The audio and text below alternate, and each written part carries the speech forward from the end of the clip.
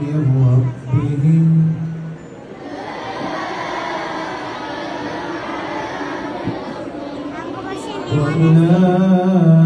وأولئك هم المفلحون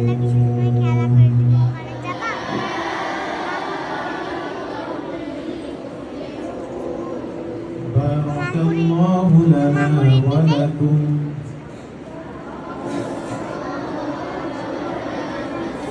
في القرآن العظيم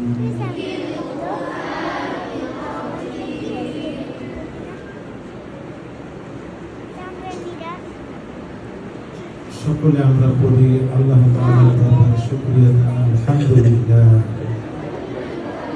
ভাইরা আমার, সময় একেবারেই কম যে ভূমিকা ছাড়াই কিছু কথা বলি।